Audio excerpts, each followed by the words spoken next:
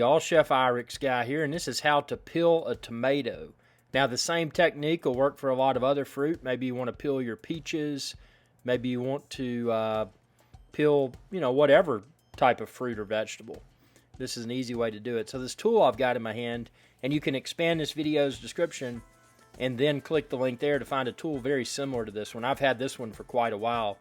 But basically, instead of using a knife, where you've really got to know how much pressure to apply. If you've ever peeled a tomato with a traditional knife, you probably found that you wasted a lot of the tomato as well. This peeling tool does a very thin layer. The way it's designed, it just peels a thin layer off of the tomato, which is the tomato peel, because it's very thin. So you're minimizing your amount of waste, you're improving your efficiency.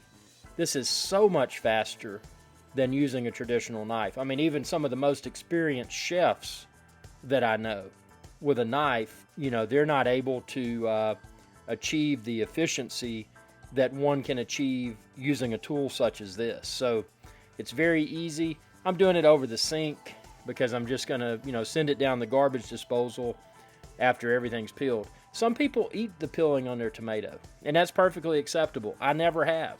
I just didn't like it. I like I didn't like the texture of the tomato peel. So if you want to peel your tomatoes, this is how to peel a tomato the easy way. Tell me what you think, and be sure to subscribe, ring that bell icon when you do, and expand this video's description, and then click the link there to find an affordable tomato peeler similar to the one that I use.